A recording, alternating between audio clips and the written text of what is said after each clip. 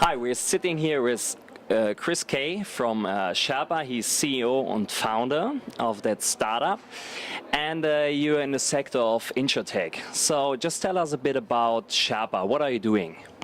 Well, thank you very much for the time today. It's great to be here. Fabulous forum that we're at. So Sherpa is, as you say, a new insurtech startup. We're launching in July. And the basic aim is to try and create a personalized insurance account for a consumer. So rather than you having lots of different products with lots of different providers, we create a holistic risk assessment for you as a consumer, and then we construct a personalized insurance account so that you have all your insurance in one place and you're only covered for the things that matter the most for you. And that's our objective. So we're trying to make sure that for every individual they have only the insurance that they need and they don't waste their money on stuff that they don't need. So you say you will launch in July. So what are the biggest challenges at the moment?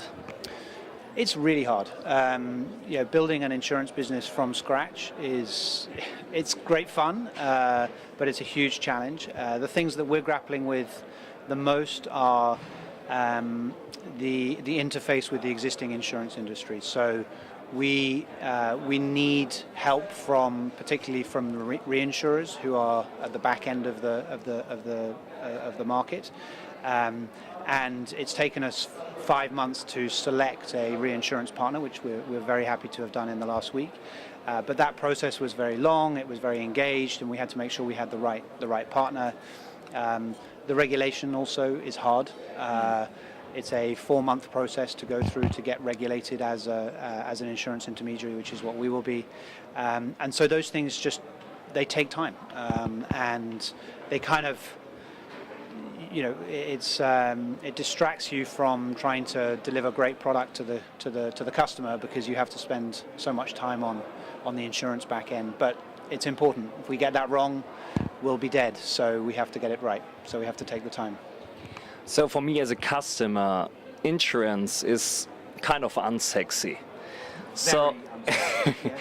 So how do you catch the people? What is the unique selling point? You're absolutely right. And I think, I've been in the insurance industry for 15 years, so I'm sad to say I love insurance. I never thought I'd say that when I was starting out in my career, but I think it's really important. I think we've lost the emotional engagement with our customers as an industry. I think if you think about what it is that we're actually doing, it's really important. We're protecting your loved ones. We're protecting the things that you value the most. We're there in really horrible times of your life, and we're trying to help support you through those as an industry. But all of that emotional stuff seems to have got lost somewhere. We talk about policies and contracts and exclusions, and it's all very functional, horrible language that we use as an industry.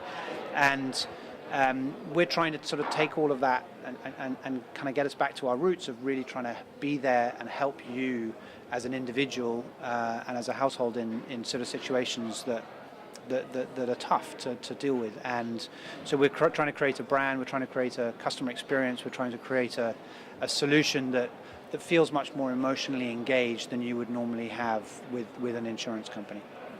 So you quitted your jobs, started this company. Your employees, how do you motivate them? It's interesting. I mean, we have very few people who've joined Sherpa who've come from the insurance industry, which is great. So I feel like a lot of it is about your passion as a founder. A lot about it is about making it a real problem for them and helping them see the problem that you're trying to solve in their lives. And so we've been lucky enough to great marketing person came over from New York to join us. We've got fantastic people in London. We've got a lot of our business is based in Malta, and we've picked some amazing people up from Malta. And I think they coalesce behind the long-term vision of what we're trying to do for customers. And that initial discussion about insurance is unsexy and when you actually describe what it is, the role that insurance can play in people's lives, then it starts to become an important social mission for a lot of our employees as well, which is something that's actually quite easy to get behind, but you have to kind of get over that initial hurdle. So you said you work with a lot of remote teams based in Britain and Malta. What are the biggest challenges for you as the CEO, as the leader of the company, to work with remote teams?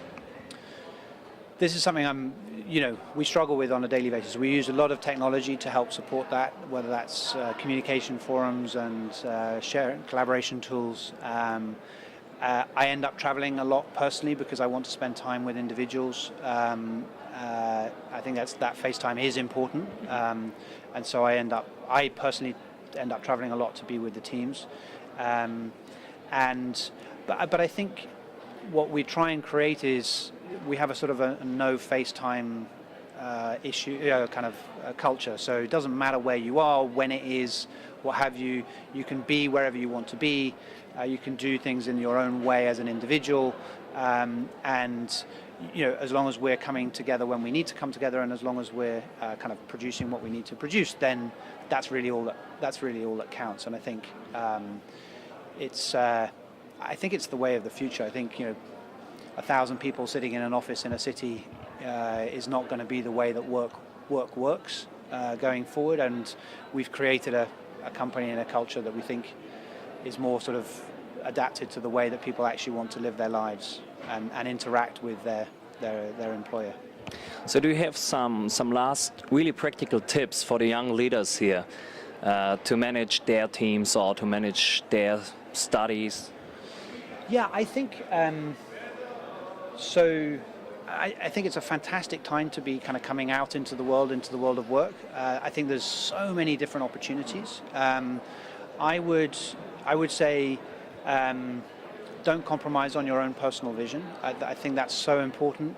You can get sucked into sort of traditional tracks just because of expectations that people have on you, and you'll find later on in your career, a little bit like I did, that actually you just delayed pursuing your passion, and that's something that you'll regret later on. So I think that's one important thing, and I think find something that you truly believe in to do. I think that's so important. We're lucky enough to have opportunities to combine things that pay well and do things that you love, and just follow that. Yeah, I think that's a great end of the interview. So thank you very much. Thank you very much, Ryan. Very nice to meet you.